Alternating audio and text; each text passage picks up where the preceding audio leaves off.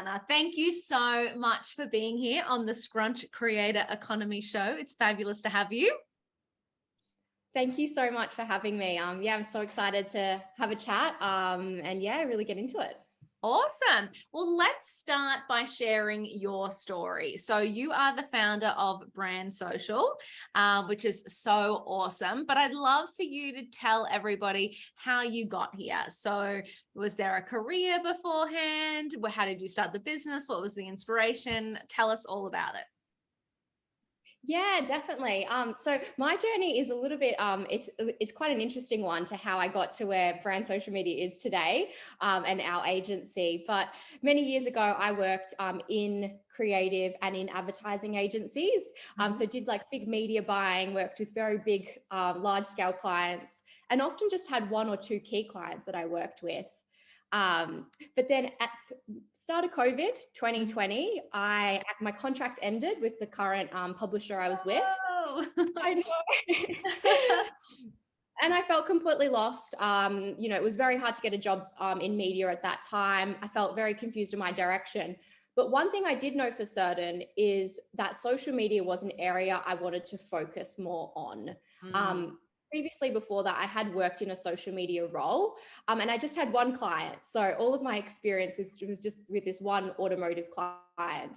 But I knew I wanted to expand on that. I wanted to grow, and I wanted to work with a variety of different businesses and industries. So I actually started off just freelancing, doing freelance social media work for a lot of different startups, mostly Australian businesses. I learned so much in that time. Like my knowledge that I had from working in an agency was just kind of thrown out the window. It's so funny when you've got to like do it for yourself. You're like, oh my God, I was just scratching the surface and now I like have to be the expert in everything. Yeah. And, that client I'd worked with had a massive, nationwide following versus the clients I was working with that were startups, with 100 followers. So the strategy is kind of like reverse engineered a little bit, and you've really got to start from the ground up. Yep. So I really refined my skills and became an expert through that journey. Cool. But soon enough, having worked with lots of brands, I started to expand, and it was way too much for me to do alone. My partner, Dan, who is an expert in all things customer service and customer facing and business, joined in with what I was doing, and we became Brand. So that's actually my name, Brie, and his name, Dan. So it's Brand Social Media. Perfect. I love that. I was going to ask where that came from. Yep. Yeah. It's us two together. And then, over the years, we've expanded. We've worked with many different clients, a lot higher end clients, but we still work with startups. We still work with small e-commerce brands. That's our roots. And we're proud to head up a team now of social media managers and experts. We offer photo shoots, content creation, and we still work with such a variety of industries. That's so cool. And I love that you kind of have that hands-on experience, because I think social media is one of those areas where, you can read all the blog articles you want, but until you like get your hands dirty and you're posting and you're seeing what works and what doesn't work, like it's actually really hard to like understand the strategy behind social media. Yeah, 100%. And just having that experience with so many different brands and understanding what works for different target audiences, you can't replace that level of experience. And I think that's very valuable to what I do today. It's all of tried and tested methods with so many areas of organic. So that's so true. I love that so much. So a lot of the people that dial in or tune in when this goes live are kind of starting out on their social media and influencer kind of journeys. Do you have any insight into, so you mentioned you worked on startup accounts. Do you have any kind of like foundational best practices that people should be thinking about with their social media? Yep. 100%. I think for startups, it's so easy to want to be in the fast lane and have, a bit of an overnight success or go success viral after months. Which can happen, but let's prepare for, the most common scenario, which is it is a bit of a long burn, and social media really rewards people who show up consistently and who find a niche with their content.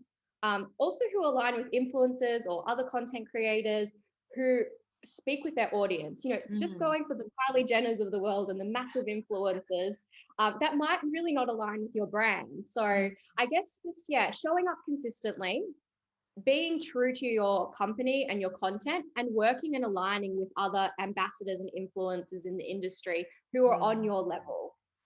Yeah, that's awesome. I love that. I think sometimes people do get that shiny object syndrome. They're like, yeah, it has to be a Kardashian or it has to be this person with 1 million followers.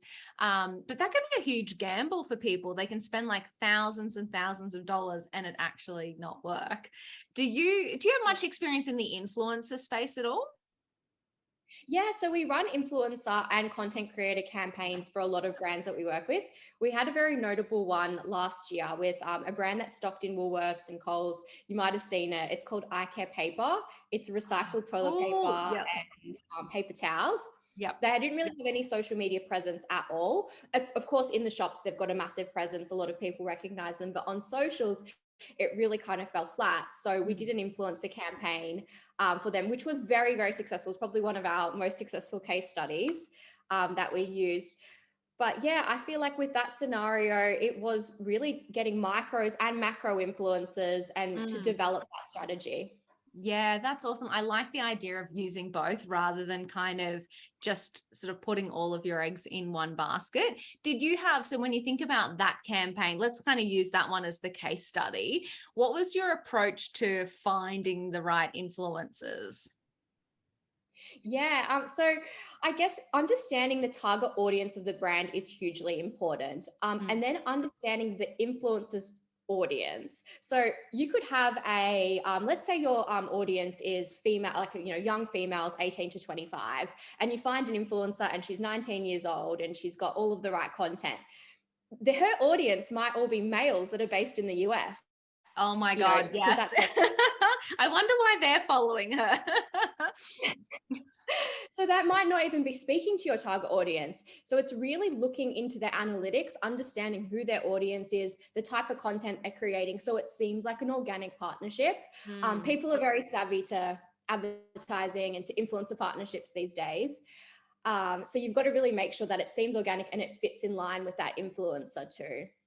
Yeah, I love that you said that because I feel like the idea of kind of organic, authentic content and stories is kind of what's resonating a lot more now. Would you sort of think the same rather than kind of the polished, shiny posts? Yeah, 100%. There's so many businesses out there that, when they think of socials, they're like, oh, let's just promote our services. But it's Mm. often the behind the scenes or the insider knowledge that they can give, the less polished type of content that works the best. We work with a cosmetic surgeon, and the best content that she gets isn't promoting her procedures or promoting her years of, experience or before and afters. It's actually when she does the Q&As on the stories and she rocks up Oh. after work in her surgeon's outfit and she answers people's questions, and talks about the realities of some of these procedures. So I feel like, yeah, less polished content definitely works on socials these days. And I wonder if it's like the TikTok thing. So it's so funny. I was just having a conversation with someone about TikTok and they're like, you kind of spend so much time designing your content strategy, but when it comes to TikTok, it's like dial it back half, like don't think about it. The most successful posts are the ones you just kind of throw up there and have no idea if they'll work. Yep, 100%. I feel that with TikTok, like people try and, say, well, we often get brands say, oh, we'll bring in a videographer. Mm, No, just on your iPhone is the best way mm. to capture that content. There's obviously tricks and transitions that we can do that make it look more polished, Yep. but professional videography or the video you created for YouTube 10 years ago, it's just not going to work on TikTok. Yeah, Or which is get kind of that. cool though, right? Like it's so, and I think this is very a post-COVID thing, right? Like everyone is, we're all sitting at home in our tracksuit and we're kind of going, oh my God, I don't want to see like the polished content that's out there at the moment. But I think it's hard for brands because for so long we've been like, what's our brand strategy? What's our values? What do we want to appear and look like? So for them to kind of go raw and real and organic kind of feels like a little bit of a divide. Yeah. I kind of love it though. I think, Mm. there's so much pressure put on, used to be put on for people to show up and be this amazing, perfect human on socials, but it's often, yeah, the unedited stuff that is the most watched and appreciated. I think put that strategy that you put into before the filming and the, hair and makeup and the lighting and everything like that, put that into defining what your niche is going to be. Mm. That's where the strategy comes in, I think, the most. Have a purpose. This is what I'm going to talk about. I'm going to be the expert on XYZ. Yeah. Even with small businesses on TikTok, I've noticed that too. They might not be speaking about, oh, these are our products. They might be speaking about their small business journey to where they are today. And that's very Yeah. successful.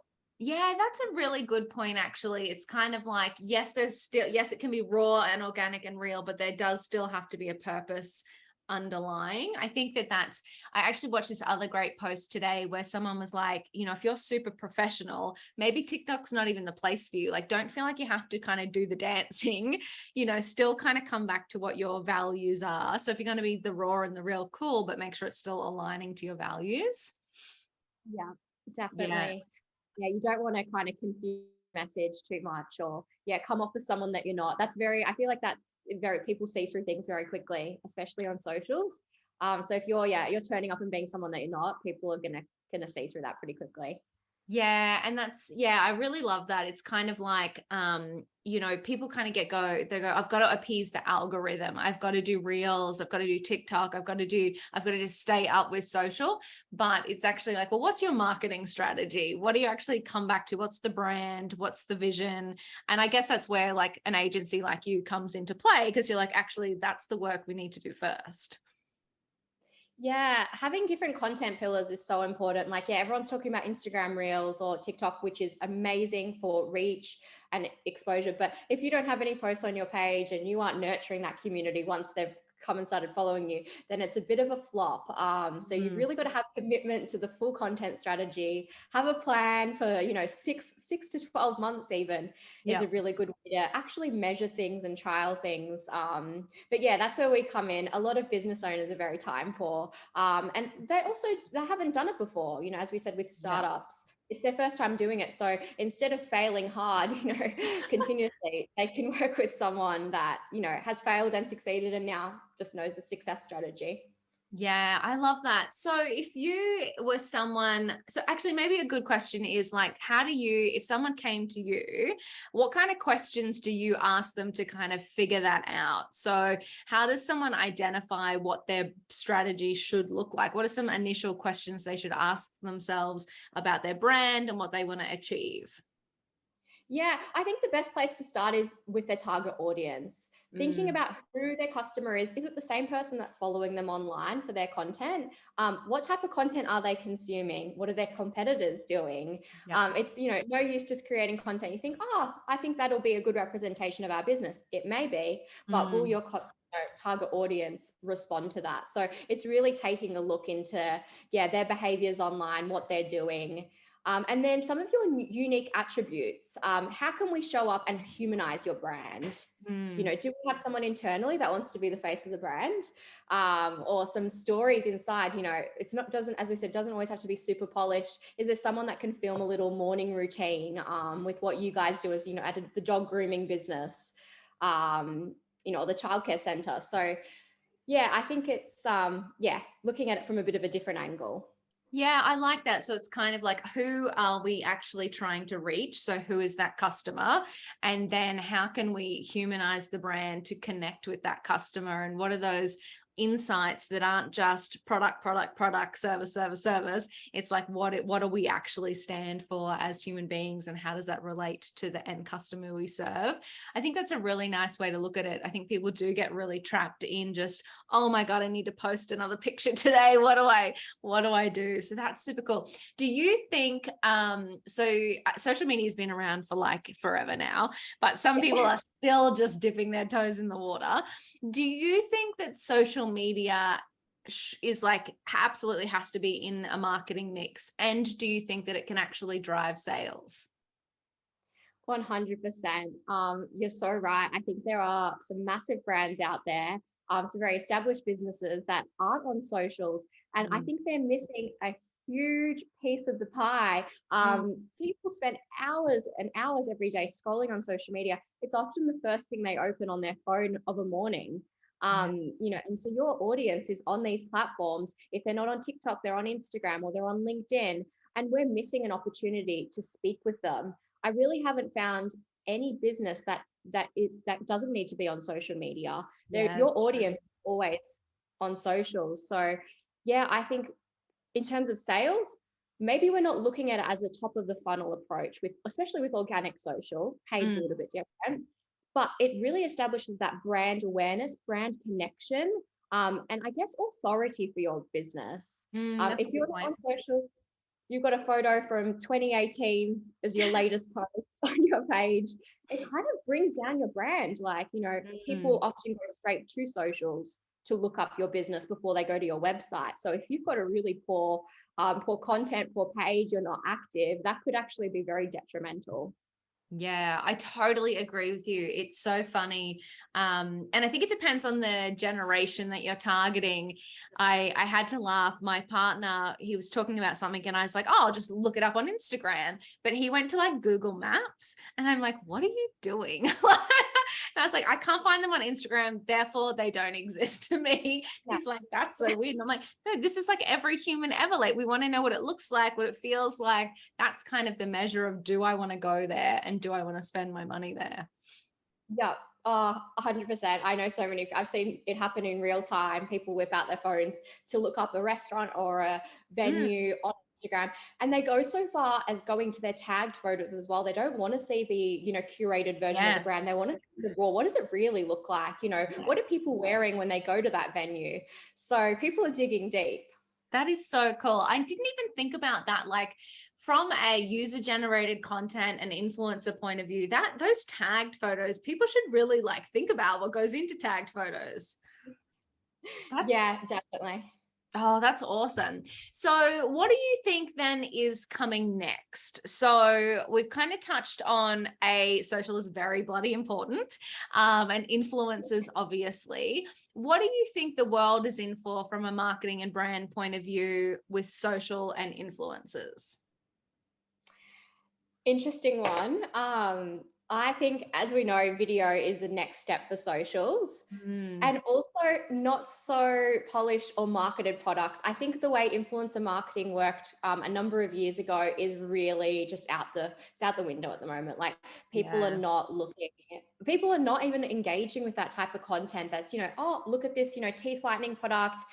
Use my discount code. I use this for 5 years, and it's very obvious that they haven't had that partnership. So I Yes. think very organic relationships, very integrated sort of partnerships, not just getting an influencer to do a single post or a single story. It's having that long-term sort of partnership with them and focusing on video. It is a little bit sad, but Instagram just is not favoring that feed content. You probably saw the stuff with Kylie Jenner recently, make Instagram again, but Yes. the quote is I know video. all I'm seeing right now is how everyone's up in arms about Instagram and how Instagram are responding and changing things back. And I'm like, what is happening? It is interesting because that platform is quite different to TikTok. So maybe we should keep it as just a photo platform. But well, from what I can see, reels versus feed posts, we're really, if you want to be seen, you've got to be, I'm showing up in a video format. Yeah, totally. And I think, I love how you sort of said it doesn't have to be polished. You don't have to hire a videographer and spend a lot of money. It's just about coming back to who is the audience that you're serving? What does your brand stand for? And how can you tell more interesting stories? And then if you go, well, then the format is through video because that's going to get you the most reach. I think that's like an amazing combination.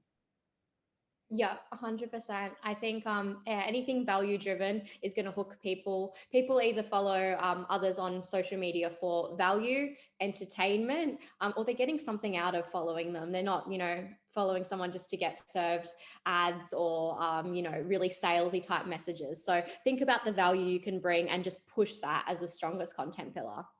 That is so true. I love that you said that because I think people do get trapped in kind of trying to just sell their products and services. And I think with social, you're right. Like if you can lead with value and even just anything free that you offer, like maybe you have a free course or a free download or a free checklist or whatever, like kind of starting there and getting people kind of into your funnel, I think kind of works best with social. Yeah, that's a really creative idea. Yeah, to offer like a free ebook. Say if you're like in the fitness industry, Mm. and you really want to get people hooked on, a 12-month, I don't know, like food delivery plan or a 12-month training course. You have to give them a bit of a taste. People aren't Yes. just, there's so many options being presented to people. They're scrolling through, they're constantly being bombarded by content. You need to give them some sort of hook, some sort of little nugget to have before you can scale up. It also builds a lot of trust with your brand. If they've consumed the free content and they're like, I love this, I need more, they're answering the question for themselves. Oh my God, that's so true. And if you can get a customer or consumer to convince themselves, then that is the best. That is literally the best strategy. Okay, so to wrap, what would be your secret tip? So when we think social or influencers or whatever, what would be your secret marketing tip to a brand that they might not have heard of yet? Oh, that's a hard one. Might not have heard of yet. I think one thing I'm actually going to I'm going to go in with a bit of a different angle. So one thing I know Yeah, for a lot of startup businesses, yeah, that I often find that they're kind of shocked by or that they don't really see coming is yeah, that every influencer is a pay to play space. People aren't yes, really doing things in exchange for products. It is a full-time job for some of these, or most of these influencers who have a community. yes. And so it is like paying a worker or a contractor to complete marketing for you. I think that's one of the biggest misconceptions I see from people coming into the industry is that they can't believe, influencers going to charge $2,000 for this post or won't just do it in exchange for their t-shirt. So I don't know if that's an insider tip, but maybe it's a bit of a harsh reality. I love it though, because you're so right. Like it is, it's a funny thing. Like, influencer marketing is the only industry where I've seen people have this attitude. Like nowhere else would you ask somebody to work for free. Like nowhere, like literally you wouldn't walk into a restaurant and ask for free food. So why are you Yeah. asking for someone to create you free content and give you free advertising? You wouldn't ask Google for that. Like it's so bizarre, but it happens so often in influencer marketing. So I absolutely love that you said that because I could not agree with you more. And I think that going into an influencer campaign, if you have that insight, you kind of set yourself up for less disappointment if you kind of know what you're in for. Yeah, definitely. And like as a new brand, a lot of people put all of their money into the product, and they don't really leave anything left for social because they just think, oh, we'll just send out a couple of and it doesn't work like that. And that's, maybe something to prepare for when you launch your product or service. That is incredible. I love that so much. Like you need to think about marketing as a part of the holistic business strategy. You're so right. I see people go, there's all of this product development. I've got to order a minimum number. I've got all my beautiful shipping. I've got the team. And then it's like, marketing will just happen. But Yeah. so I kind of love these. I'd make sure you carve out some budget for that, for whether it be social, influencers, or any other marketing strategy. It's probably going to cost something. Yeah. Yeah. And be prepared, to do it for, 6 to 12 months before you start to see results. And as we know, consistency is key with this sort of thing. You are absolutely incredible. Thank you so much, Brianna, for sharing your insights. There have been some massive nuggets there, whether you're a startup or an established business, there's so many insights that people can apply to their social and influencer strategy. So I can't thank you enough for spending your time with us this evening. Oh, no, thank you so much for having me. I really enjoyed chatting about all of this. It's a whole world of its own. And I've loved giving my insights and hopefully can help a business out there. Absolutely.